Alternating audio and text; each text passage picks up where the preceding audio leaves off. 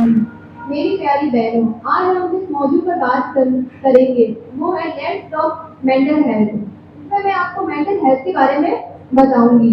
तो मौजू पर बात करने से पहले आपको एक बात बताना चाहती हूँ कि आज हम लोग आपके सामने क्यों हाजिर हुए हैं, क्यों आज हम बात पर आपको बता रहे हैं।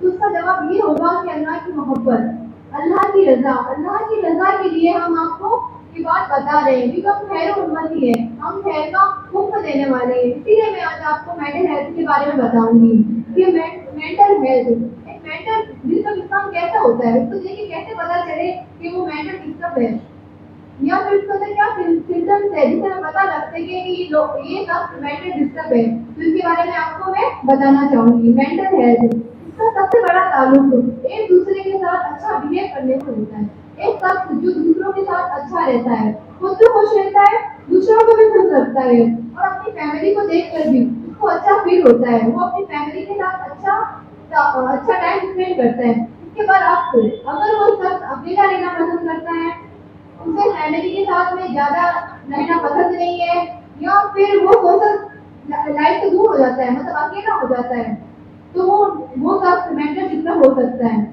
तो मेंटल हेल्थ यानी इंसान जो मेंटल डिस्टर्ब होता है उसके क्या क्या कारण हो सकते हैं। तो उसका एक सबसे बड़ा कारण है मोबाइल फोन। मोबाइल फोन ने हमारी दुनियावी जिंदगी को बर्बाद करके रख दिया है। आज हर बंदा, चाहे छोटा या बड़ा, मर्द हो या औरत, उसके पास मोबाइल है। वो अपना ज्यादा से ज्यादा वक्त मोबाइल में बिता रहे हैं। वो अपनी फैमिली को जितना टाइम देता है उससे कहीं ज्यादा टाइम वो अपने मोबाइल को देता है। यहाँ तक कि वो खाना खा रहा होता है, उस वक्त उसके हाथ में मोबाइल होता है, उसको खाने की इतनी फिक्र नहीं होती है जितनी मोबाइल की होती है।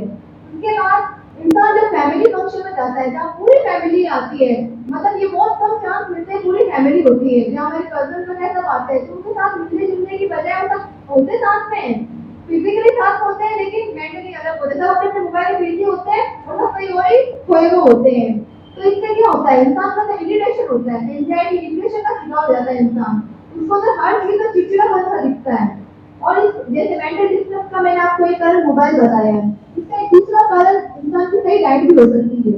एक है अरस्तु, उनका एक कौन है कि स्वस्थ शरीर में स्वस्थ मस्तिष्क का निर्माण होता है। जब हमारा शरीर ही स्वस्थ नहीं होगा तो हमारा ब्रेन कैसे अच्छा होगा, तो हमारा दिमाग कैसे अच्छा हो सकता है। इसका एक कारण है हमारी रूटीन। हमारी रूटीन आज तक हम 20 साल पहले देखें तो 20 साल पहले की लाइफ और आज की लाइफ में बहुत ज्यादा चेंजेस आते हैं, आए या नहीं आए। हम खुद देखते हैं कि आज से 20 साल पहले लोगों की जो लाइफ थी उस पर आज में बहुत ज्यादा अंतर है। उन लोगों को शायद इस मेंटल इश्यू पर बात करने की जरूरत नहीं थी, कि उनका लाइफ स्टाइल अलग था, और आज हम बात कर रहे हैं तो इसका एक कारण हमारा लाइफ स्टाइल है। हमने हमारा लाइफ स्टाइल बिल्कुल चेंज कर दिया है। हमें सुबह सूरज निकलने से पहले 15 मिनट उठने की रूटीन होनी चाहिए, लेकिन अब तो चेंज कर दी है। हम रात को लेट तक मोबाइल चलाते हैं, लेट तक जागते हैं और सुबह लेट उठते हैं। तो इसका एक बहुत बड़ा कारण हमारा रूटीन है।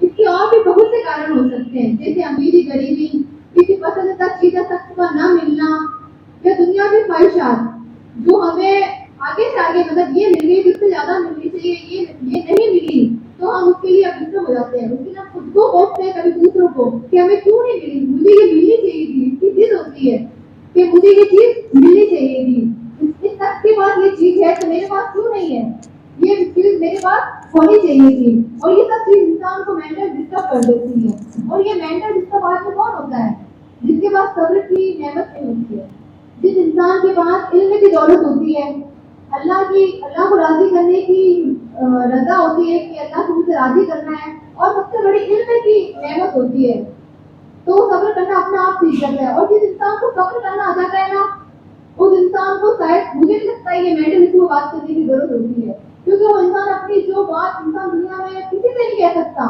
वो वजह करके सज्जन अल्लाह रब्बुल आलमीन से सब कह सकता है, और उसको पता है दुनिया में उस प्रॉब्लम का सॉल्यूशन किसी के पास नहीं है, लेकिन अल्लाह रब्बुल आलमीन के पास इस चीज का सॉल्यूशन है। और मेरे उस राज को अल्लाह रब्बुल आलमीन पर्दा डाले में रखेगा और मेरे प्रॉब्लम का सॉल्यूशन भी निकाल देगा। मैंने अभी आपको मेंटल हेल्थ, जो मेंटल इशू है, इसके सिम्टम्स के बारे में बताया है। अब मेरी बहन रजिया आपके इसको कुरान हदीस की रोशनी में इसका सॉल्यूशन बताएगी कि अगर हमें प्रॉब्लम है तो हम किस तरीके से इसका सॉल्यूशन निकालें। मैं अपनी बात को यही खत्म करते हुए अपनी बात रखती हूँ। अस्सलाम वालेकुम।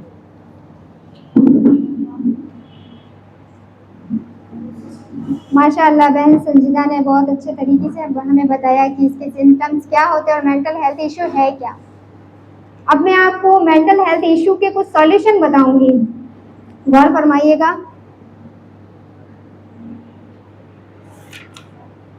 सबसे पहला जो सॉल्यूशन है, मकसद का होना।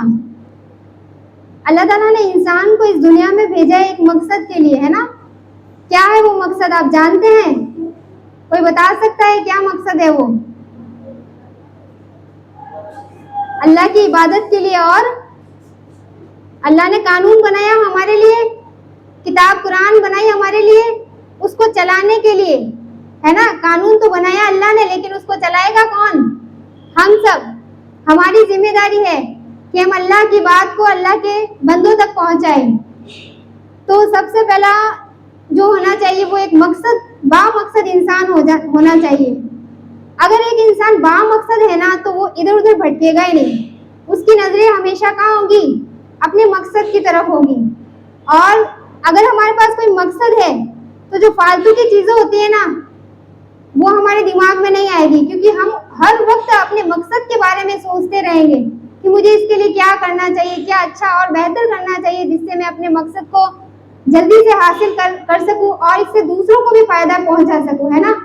तो अल्लाह ताला ने हमें इस दुनिया में भेजा है, तो हर एक इंसान का एक मकसद होना चाहिए जीने का। बामकसद, हर इंसान बामकसद होना चाहिए। दूसरा है, इंसानों को अपनी सलाहियतों को देखना चाहिए। हम क्या करते हैं कि शिकायतें करते हैं एक दूसरे से, है ना, कि इस इंसान के पास तो ये है, इसके पास ये है, मेरे पास कुछ नहीं। अल्लाह ताला ने हर इंसान के अंदर एक खूबी डाली है ना। हर इंसान के अंदर एक सलाहियत होती है, तो हमें उसको पहचानना चाहिए और उसको और बेहतर करने की कोशिश करनी चाहिए और उसको अपने मकसद के साथ जोड़ना चाहिए। अपनी खूबी को, अपनी सलाहियतों को अपने मकसद के साथ जोड़कर काम करना चाहिए। दूसरा, भविष्य के बारे में सकारात्मक सोचें, है ना।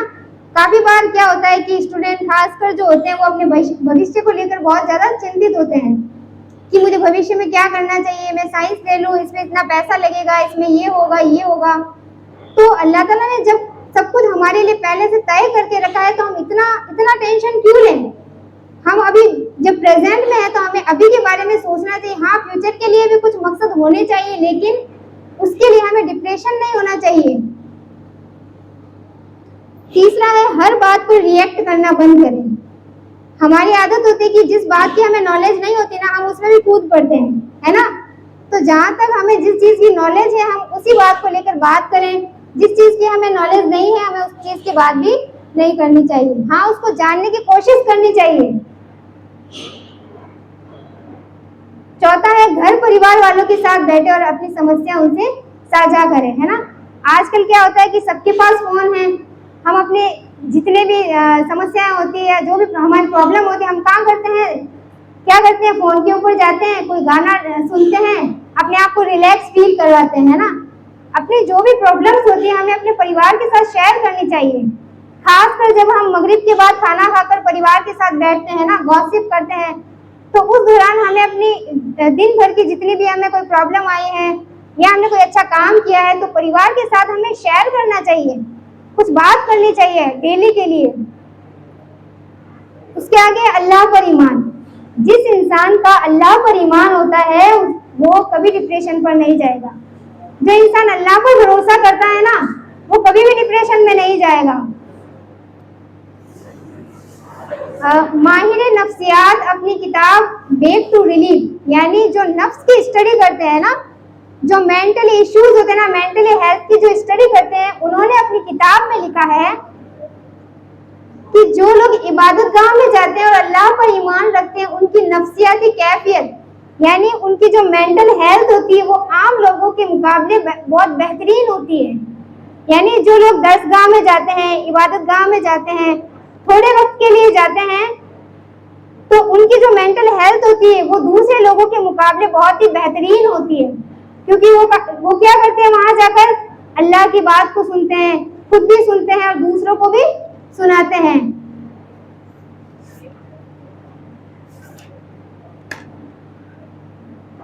और ये जो काम करते हैं ना, जो दरसगाह में जाते हैं, है ना, चाहे हम हफ्ते में एक बार जाएं, चाहे महीने में एक बार जाएं, लेकिन जाएं, अपनी प्रॉब्लम्स को वहां पर शेयर करें, अपने ऐसे दोस्तों के साथ शेयर करें जिससे वो आपका जो सॉल्यूशन है वो कुरान और सुन्नत के मुताबिक, है ना, कुरान और हदीस के मुताबिक बता सकें।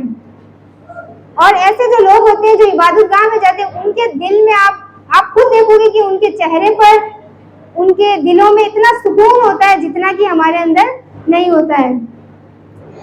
इसके आगे कुरान से ताल्लुक। आज हम कुरान से ताल्लुक कैसा है? हमने बच्चों को आमीन पढ़वा दिया, मिठाई बांट दी, बस यहीं तक खत्म। क्या अल्लाह ताला ने कुरान इसीलिए उतारा? नहीं ना, उसको पढ़ने के लिए उतारा है। कुरान का मतलब यही है कि बार बार पढ़ी जाने वाली किताब। लेकिन आज हमने क्या किया है? उसको बढ़िया से जुस्तान में लपेट कर रख दिया है। नहीं, बार बार डेली को पढ़ी जाने वाली किताब है कुरान। तो ये जो मेंटल हेल्थ का इश्यू है ना, अल्लाह ताला ने कुरान में बहुत बेहतरीन तरीके से बताए हैं। और सिर्फ मेंटल हेल्थ के नहीं, फिजिकल हेल्थ को लेकर, बिजनेस को लेकर, फैमिली रिलेशंस को लेकर, है ना, और सोशल इश्यूज को लेकर, और अपने विजन को लेकर। यानी कुरान में कोई भी ऐसा मसला नहीं है जिसका सॉल्यूशन कुरान में नहीं है। दुनिया में ऐसा कोई मसला नहीं है जिसका सॉल्यूशन अल्लाह ताला ने कुरान में नहीं बताया है। लेकिन वो मिलेगा कब? जब हम कुरान को खोल कर देखेंगे।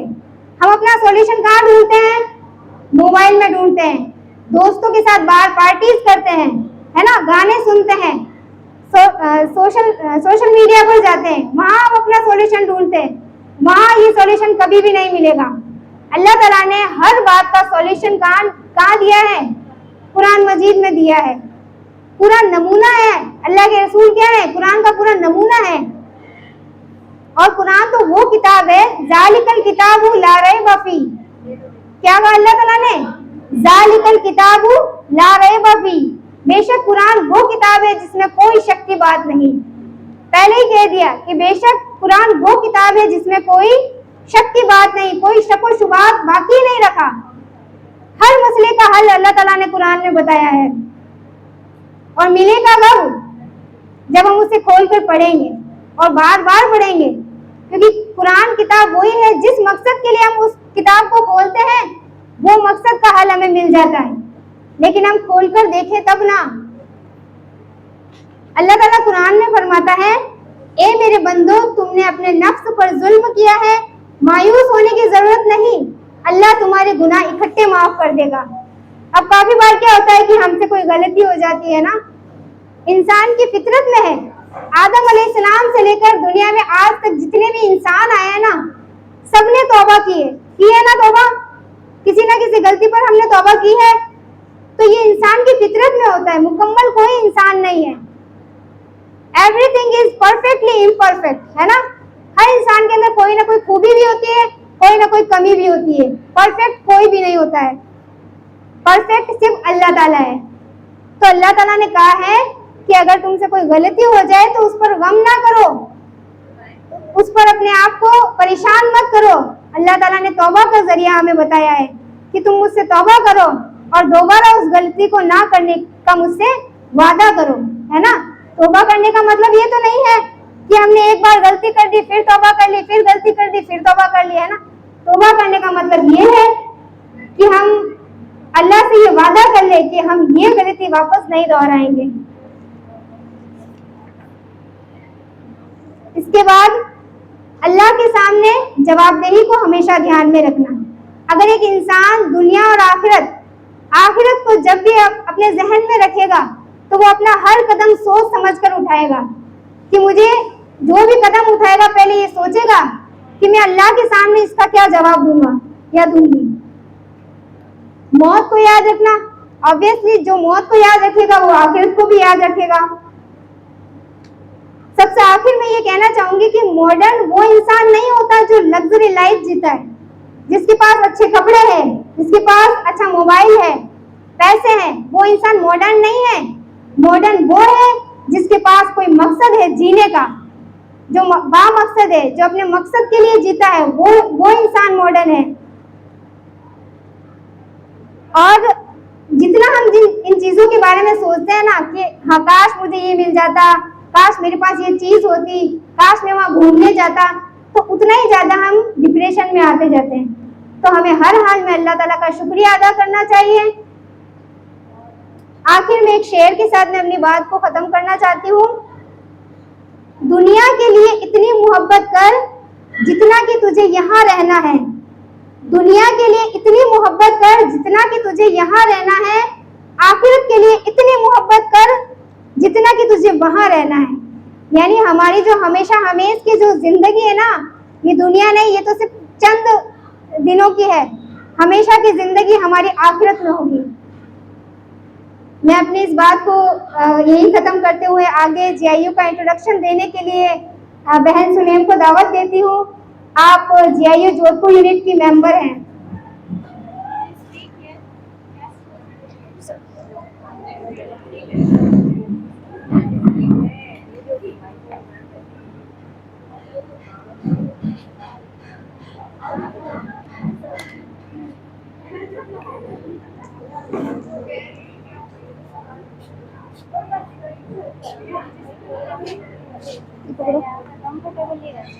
ओके,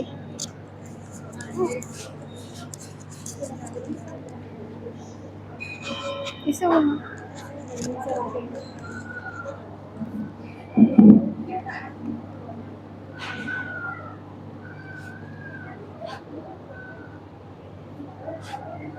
नहमदुहु व नसल्ली अला रसूलिहिल करीम, अम्मा बाद, अऊज़ु बिल्लाहि मिनश शैतानिर रजीम, बिस्मिल्लाहिर रहमानिर रहीम। रब्बि इश्रह ली सदरी व यस्सिर ली अमरी वहलुल उक़दतम मिन लिसानी यफ़क़हू क़ौली। अस्सलामु अलैकुम। मेरा टॉपिक है जीआईयू का इंट्रोडक्शन। अभी तक आपके सामने जो है मेंटल हेल्थ को लेकर, मेंटल हेल्थ के इश्यूज़ को लेकर, मेंटल हेल्थ के सॉल्यूशंस को लेकर बहुत सी बातें कही गई है। उम्मीद करती हूँ कि आप लोगों को समझ आई होगी। और अब जो है वो मैं आपके सामने जीआईयू का तारुफ यानी कि जीआईयू का इंट्रोडक्शन पेश करने जा रही हूँ। आप लोगों के मन में ये सवाल होगा कि हम लोग आए कहाँ से हैं और हम लोग ये जो कर रहे हैं ये क्यों कर रहे हैं, हम क्या किसी कोई गवर्नमेंट की कोई शाखा है क्या? ऐसा कुछ नहीं है। हम लोग आए हैं जीआईओ से। जीआईओ मतलब गर्ल्स इस्लामिक ऑर्गेनाइजेशन। जीआईओ की जो फुल फॉर्म है वो है गर्ल्स इस्लामिक ऑर्गेनाइजेशन। और ये जो ऑर्गेनाइजेशन है ये इंडिया लेवल पर है। पहले जो ऑर्गेनाइजेशन थी वो राजस्थान लेवल पर थी यानी कि स्टेट लेवल पर थी। अभी अल्हम्दुलिल्लाह जो हमारी ऑर्गेनाइजेशन है वो इंडिया लेवल तक पहुंच चुकी है और कमेटी भी बनी है। हमारी इंडिया लेवल की जो प्रेसिडेंट है उनका नाम है एडवोकेट सुमैया रोशन और हमारी जीआईयू की जो स्टेट प्रेसिडेंट है उनका नाम है खान शाहीन जाटू। हम लोग जीआईयू जोधपुर यूनिट से है। हमारी जीआईयू जोधपुर यूनिट की जो प्रेसिडेंट है उनका नाम है खुर्शीदा सैयद, जो भी यहाँ मौजूद नहीं है, किसी काम की वजह से उन्हें जाना पड़ गया था। और जो हमारी जीआईयू की सेक्रेटरी हैं वो है बहन मुशरा, जो भी यहाँ मौजूद है। अपनी बात शुरू करती हूँ।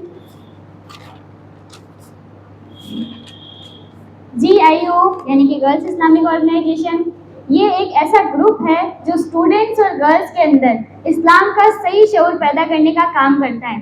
इस्लाम को अगर हम ये कहें कि हम इस्लाम को जानते हैं तो अगर कल के दिन हमसे कोई क्वेश्चन करे तो हमारे पास में जवाब नहीं होते हैं, और जब जवाब नहीं होते हैं तो इसका मतलब ये है कि हम उस चीज़ को जानते ही नहीं है जिससे सवाल किए जा रहे हैं।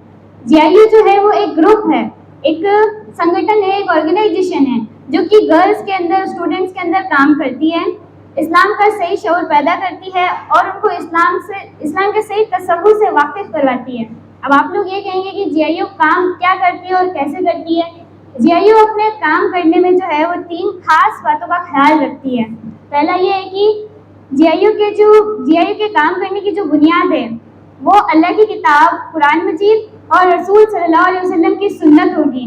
यानी कि हमारे काम करने के जो तरीके रहेंगे, हमारे काम करने की जो बुनियाद रहेगी वो रहेगी कुरान के अकॉर्डिंग और हमारे रसूल सल्लल्लाहु अलैहि वसल्लम की सुन्नत के अकॉर्डिंग। और दूसरा ये है कि हम लोग जो है वो हमारे सभी कामों के अंदर इस्लामी वैल्यूज़ का जो है ख्याल रखते हैं, इस्लामी तरीक़ों का ख्याल रखते हैं। हम इस्लामी तरीक़ों के अगेंस्ट नहीं जाते, ताकि कल को कोई हमें ये ना कह सके कि अगर आप जीआईयू से हैं और ये जीआईयू से है तो आप में और हम में फ़र्क क्या रह गया है। हमें अपने किरदार को, अपनी पर्सनैलिटी को जो है वो उस हिसाब से डालना है। और थर्ड थिंग इसकी ये है कि ऑर्गेनाइजेशन जो है वो सभी कामों के अंदर प्रचार प्रसार के लिए यानी कि पब्लिश के लिए अब हम लोग जेआईओ का काम करते हैं, हम लोग अपने काम को, हम लोग अपनी एक्टिविटी को, हम लोग अपनी किसी भी थिंग को पब्लिश करने के लिए सोशल मीडिया के सारे सोर्सेज का यूज करते हैं और हम लोग लीगली काम करते हैं और सोशल वायलेंस का ख्याल रखते हैं कि हमारे किसी भी काम से, हमारे किसी एक्टिविटी से जो है वो सोशल वायलेंस ना हो। और अब आप लोग ये पूछेंगे कि जेआईयू का गोल क्या है, जेआईयू के उद्देश्य क्या है, जेआईयू हमसे क्या चाहती है। तो जेआईयू के गोल हैं कि वो स्टूडेंट्स और गर्ल्स के अंदर जो है इस्लाम के सही तसव्वुर से वाकिफ करवाए उनको और उनके अखलाक और उनके किरदार को इस्लामी एजुकेशन के सांचे में ढालने की कोशिश करें। स्टूडेंट सभी होते हैं लेकिन एक एजुकेशन सभी लेते हैं, लेकिन हमें पता होता है कि वेल एजुकेशन क्या होती है और जो फर्जी एजुकेशन क्या होती है। उसी तरह से हमें जो एजुकेशन अगर हासिल करनी है तो वो इस्लाम के दायरे में रहकर। सेकंड थिंग ये है कि जेआईयू जो है वो आपकी हर काम में मदद करता है, आपके टैलेंट को, आपकी स्किल्स को निखारने में मदद करता है। जेआईयू एक प्लेटफॉर्म है जिसके जरिए से आप आगे बढ़ सकते हो। और अगर डिटेल में ये कहा जाए कि जेआईयू जो है वो आपको वेस्टर्न कल्चर के बुरे असर से बचाने का काम करती है और आपकी पूरी हेल्प करती है।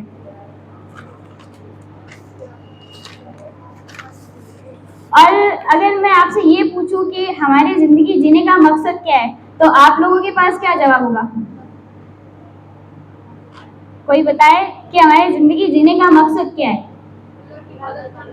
अल्लाह की इबादत करना। तो अल्लाह की अगर हम इबादत करते हो तो हमसे अल्लाह खुश होते हैं, लेकिन हम पर जो है सबसे बड़ी चीज़ फर्ज की गई है वो ये है कि हमें अल्लाह के दीन को फैलाना है। ये चीज़ हम पर फर्ज है, नमाज की तरह।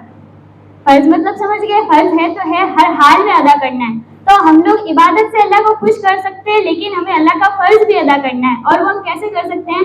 अल्लाह हमें ये कहता है कि जिस दौर में तुम जीते हो उस दौर की सारी फैसिलिटीज, उस दौर के सारे सोर्सेज इस्तेमाल करके जो है वो तुम मेरे दीन के फैलाने को, दीन को फैलाने का काम करो।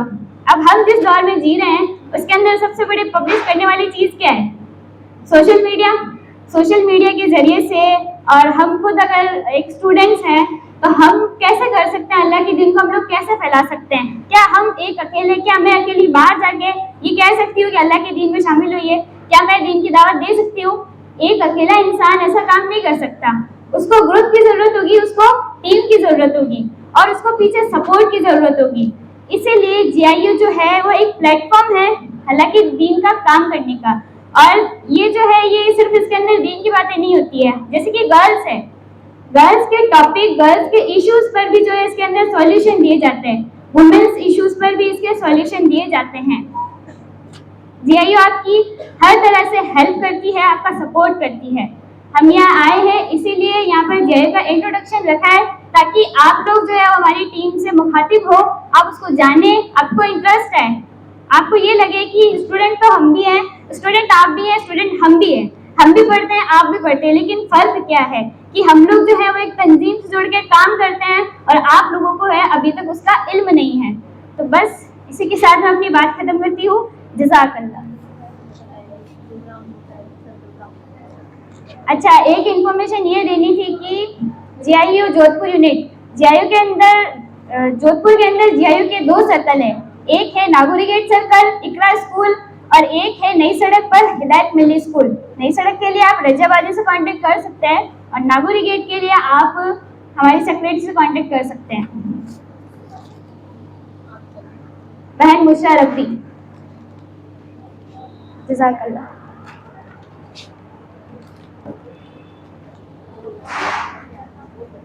बहुत बहुत शुक्रिया बहन सलेम आपका।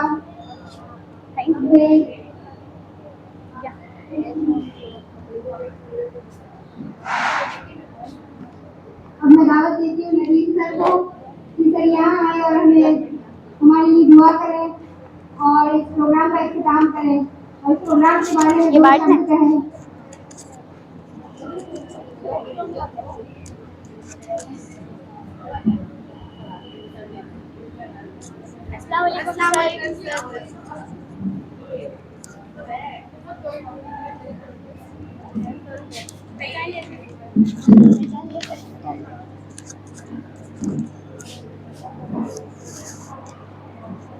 अस्सलामुअलैकुम। Well, first of all, I would like to thank every one of you and Allah subhanahu wa ta'ala for giving me a chance to have some words with you. As the topic suggests, mental health. So, I'm not going to speak each and everything in English, but little bit of Hindi will be also included in my speech. So, number one, I want to tell you one thing that Islam is based on patience and gratitude, sabr और शुक्र. इन दो चीज़ों पर ही हमें पूरी जिंदगी गुजारनी होती है. अगर हम इन छोटी छोटी बातों पर ध्यान देंगे तो जो इशू आज चल रहा है, जो टॉपिक पर बात हो रही है, मेंटल हेल्थ, काफी हद तक अपने आप ये हील हो जाता है, काफी अपने हद तक ये ठीक हो जाता है. मतलब हमें किसी साइकेट्रिस्ट की जरूरत नहीं, किसी दवा की जरूरत नहीं है, अगर हम इन दो चीजों पे काम करें. नंबर एक, हमें सब्र करना होता है जब प्रॉब्लम्स हमारे सामने होती है. एंड नंबर टू, जब हमें कुछ चीज मिलती है, जब हमें कुछ रिवॉर्ड्स मिलते हैं, तो हमें शुक्रगुजारी जो है वो बनना चाहिए. अब रही बात मेंटल प्रॉब्लम्स की, मेंटल इश्यूज की, तो इसके पीछे वैसे कई कारण है, लेकिन अंग्रेजी में एक कहावत है, वहां से मैं थोड़ा सा बात करना चाहूंगा. अंग्रेजी में ऐसा बोला जाता है, healthy mind resides in healthy body. इंसान का शरीर जो है अगर स्वस्थ है तो उसका दिमाग भी स्वस्थ है. तंदुरुस्त दिमाग तभी होगा जब आपकी बदन में तंदुरुस्ती होगी. आज सबसे बड़ी समस्या क्या है, हम हर चीज पे ध्यान देते हैं लेकिन अपने आप पे ध्यान नहीं देते. यानी हम क्या खाते हैं, क्या पीते हैं, और उन चीजों पे हमारा ध्यान नहीं होता है. और सबसे बड़ी बात यही है कि अगर हम चाहते हैं कि हम तंदुरुस्त रहें तो हमें थोड़ा सा अपने जो लिविंग हैबिट्स है उसे सुधारना पड़ेगा. हमारी जो आदतें हैं उसके हिसाब से हमें अपने आप को ढालना पड़ेगा. So first of all we need to introspect ourselves. कहते हैं ना, अपने अंदर झांकना सबसे पहले हमारे लिए जरूरी है.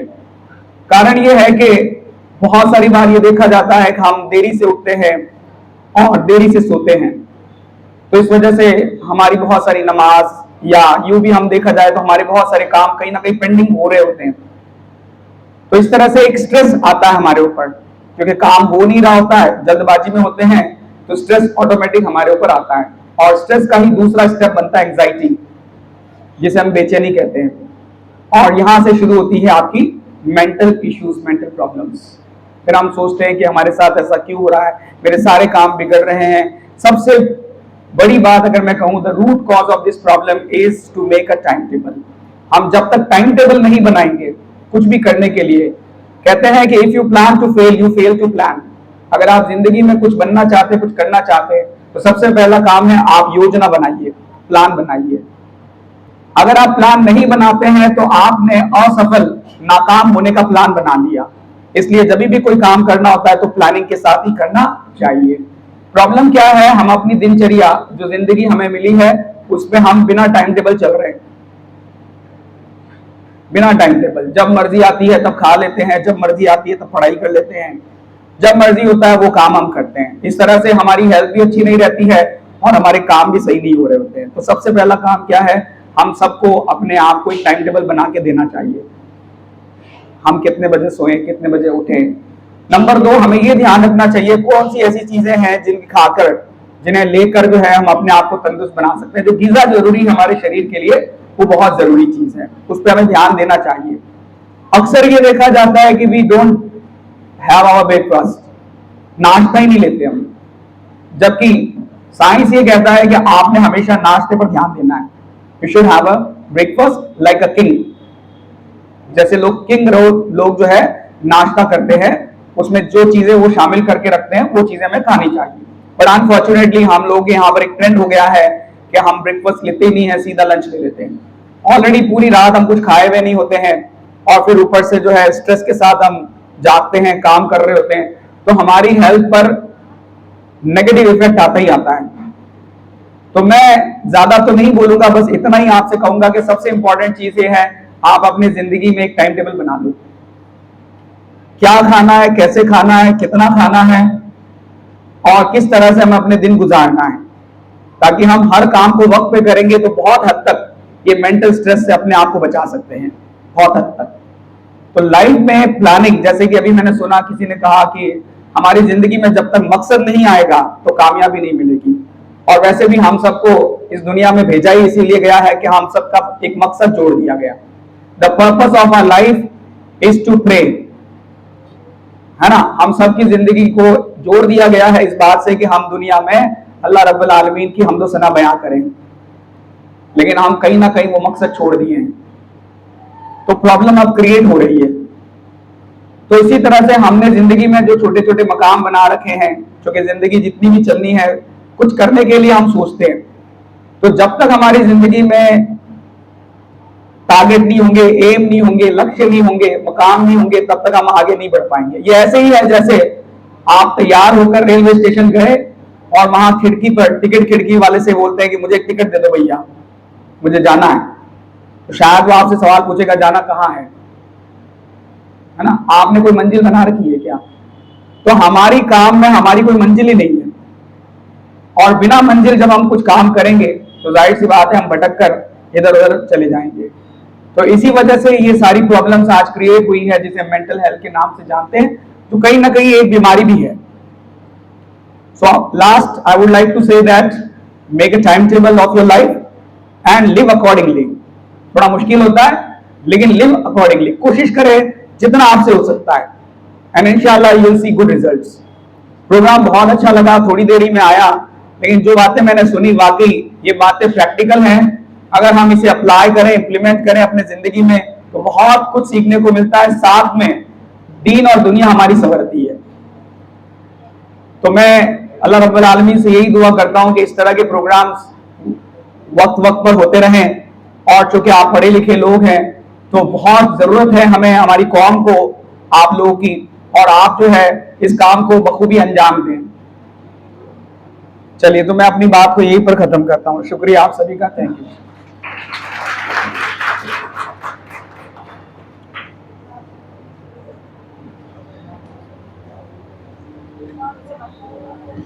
बहुत बहुत शुक्रिया सर आपका। अब मैं दावत देती हूँ अतीक सर को कि वो यहाँ आए और प्रोग्राम के बारे में कुछ करें। हाँ बेटा, सर की भी बहुत शुक्रगुजार हूँ कि सर बहुत पहले यहाँ आए और हमारा ये सारा मैनेजमेंट किया। आपको है ना व्हाट्सएप से मिलेगा, आपको है ना, मैं व्हाट्सएप से मम्मी के तो है ना, तो मैं उन पे भेज दूंगा ना। इनसे ले लो भी, तो ये नहीं चाहिए इनको, स्पीच चाहिए इनसे। अल्लाह ताला ने एक आदमी से उसकी बीवी बनाई, और फिर उन दो से पूरी दुनिया को फैला दिया, इंसानियत को फैला दिया। तो लोगों को जन्नत में छोड़ दी, जो खाना है जो सुनने को जैसे जिंदगी जीने चाहिए। 40 बरस तक वो लोग जन्नत में रहे, फिर शैतान ने बताया, सॉरी,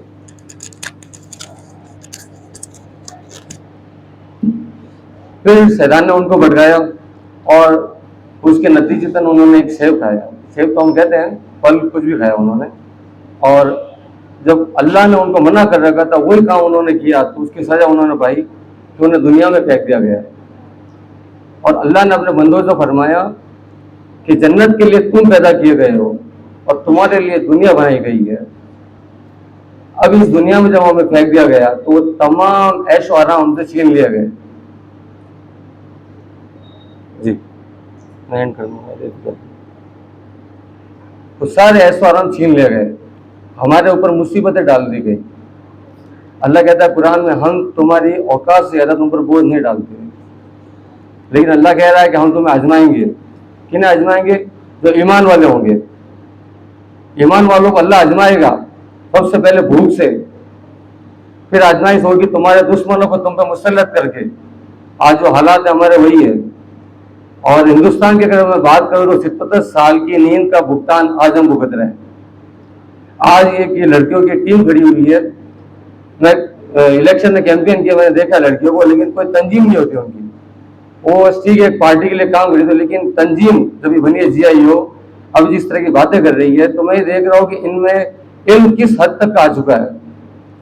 और अगर आप ऐसी संस्थाओं से, जरूरी नहीं आप आगे फील्ड में काम करें, आप इनसे जुड़ेंगे, कुछ इल्म लेंगे, तो हो सकता है कि आपकी नस्लें आने वाले वक्त के लिए तैयार हो जाए। आज लड़कियों की पढ़ाई बहुत जरूरी है। अगर एक लड़की पढ़ेगी तो वो अपने बच्चों को पढ़ाएगी, उसके बच्चे चाहे लड़की हो चाहे लड़के हो, चाहे 1 हो चाहे 10 हो, सब तैयार होंगे। और अगर लीडरशिप रोल में आएगी तो मैं बता देता हूँ, औरतों की आवाज मस्जिदों के अंदर बुलंद होती थी।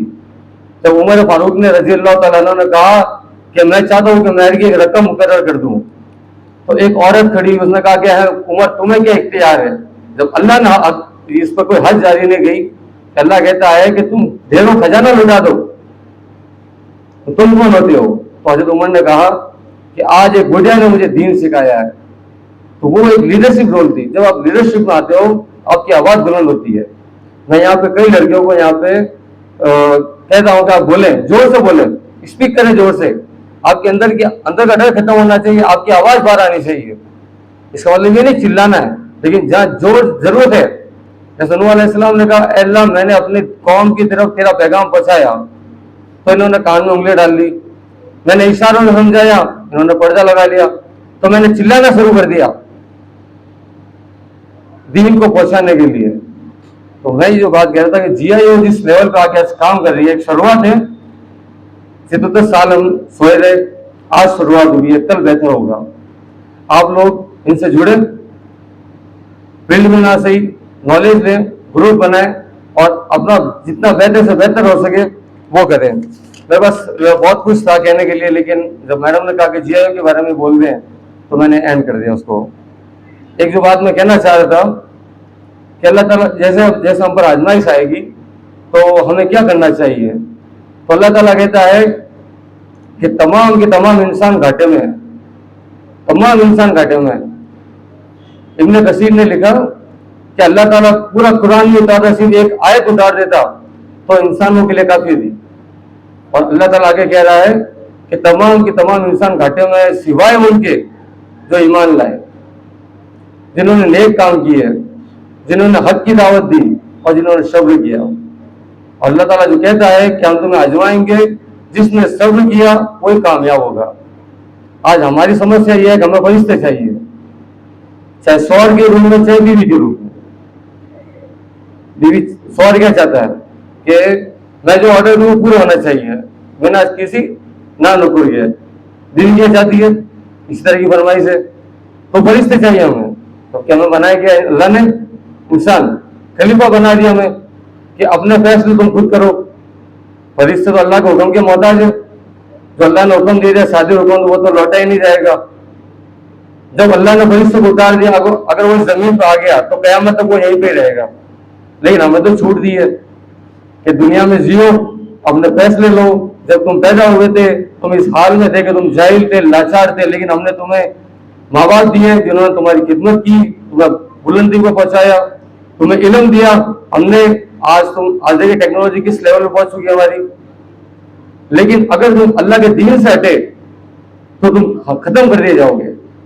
और अल्लाह कहता है कि मुझे तुम्हारी कोई जरूरत नहीं है, मैं तुम्हें हटा के ऐसी कौम को लाऊंगा जो मेरी इबादत करेगी तुमसे ज्यादा। हमें अल्लाह से दुआ करना चाहिए कि अल्लाह हमारी गुनाहों को माफ करे और जो आने वाली कौम को लेना चाहता है अल्लाह हमें वो कौम बना दे। और इसी बात में खत्म करूंगा कि अगर हम एक मुसलमान हैं, क्योंकि मैंने चीज स्पोकन क्लासेस में देखी है, उसी पे ज्यादा मैं नहीं कहूंगा, लेकिन हम लोग फर्क करते हैं। हम रंग के आधार पर फर्क करते हैं, हम फिरके के आधार पर फर्क करते हैं, हम जाति के आधार पर फर्क करते हैं, हम लोगों के वेशभूषा के आधार पर फर्क करते हैं। कोई गांव का है, कोई शहर का, इस आधार पर फर्क करते हैं। साथ बैठने को तैयार नहीं होते हैं। सवाल होता है क्यों बैठे, कड़वा सच है। लेकिन जो बात मुसलमान के लिए है वो ये है कि अल्लामा इकबाल ने लिखा था, ओ कहार, यो गफ्फार, ये कुद्दूस, यो जुबरूर, ये चार अनासीर हो तो बनता है मुसलमान।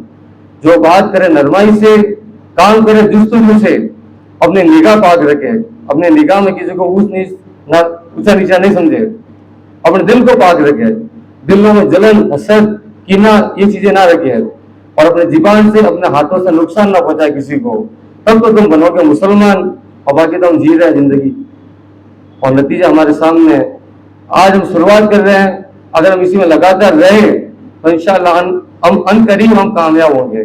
और हमारी कामयाबी क्या है, जैसे मैडम ने पूछा कि दुनिया में क्यों भेजा गया, अल्लाह ने इबादत के लिए भेजा है। लेकिन हमारी कामयाबी यह है कि जो हमारी रूह हमारे जिस्म से जुदा हो, तो हमारा कलमा ये हो, ला इलाहा इल्लल्लाह मुहम्मदुर रसूलुल्लाह, और हमारा आखिरत का सफर आसान हो और अल्लाह में जन्नतों में अपना मेहमान बनाए। तो इसकी कोशिश करें, कुरान को पढ़े, कुरान से बेहतर कोई किताब नहीं है। आज ट्रांसलेटर फॉर्म में हमारे हर लैंग्वेज में हमारे पास है, आप पढ़ेंगे तो कुछ मिलेगा, नहीं तो बैठे ही हैं। कुछ नहीं करेंगे तो कोई दिक्कत नहीं, कुछ करेंगे तो कुछ हासिल होगा। और इसी तरह का प्रोग्राम हम चाहते हैं आप लोग करें। जरूर नहीं है कि जो जयपुर से गाइडलाइन आए तो आप करें, आप हो सके तो महीने में एक दफा जरूर करें, ठीक है। हमें एक मौका दिया आपने, मैं चाहता हूँ कि आप इन लड़कियों को मौका दें, इनसे पूछे, फीडबैक लें, ताकि ये भी अपनी बातें बताएं। और मुझे जहाँ तक पता है काफी लड़कियां इसमें ऐसी है जो बोल सकती है इस स्टेज पे आके, और मुझसे अच्छा बोल सकती है, और आप लोगों को अच्छी तरह बात समझा भी सकती है। तो खैर शुक्रिया कहूंगा आपको मैं, आप लोगों ने प्रोग्राम किया, और आपका भी शुक्रिया कि आपने तसल्ली से इनका सुना और मेरी बात भी सुनी। अस्सलाम वालेकुम व रहमतुल्लाहि व बरकातुहू। जी अच्छा, अब दुआ करनी बाकी रह गई है। जनरली तो हम सूर्य अस्त्र पढ़ते हैं, लेकिन मैं ये चाहता हूँ हम अपने नेचुरल फॉर्म में जो दिल की आवाज है उसमें दुआ करें। अल्लाह हमें जब तक इस दुनिया में जिंदा रखे, ईमान और तौहीद पर जिंदा रहे, और मौत दे तो ईमान और तौहीद पर। हमें दुनिया और आखिरत में जिल्लत और रुसवाई से बचा, हमें दुनिया और आखिरत में इज्जत और मुकाम अता फरमा। अल्लाह हमारे दिलों से जलन और हसरत को दूर कर दे। अल्लाह हमारे गुनाहों और खताओं को हमें माफ फरमा, और हमें ईमान और तौहीद के साथ मौत अता फरमा। अस्सलाम वालेकुम व रहमतुल्लाहि व बरकातहू। शॉर्ट कर दी दुआ, शॉर्ट कर दी मैंने।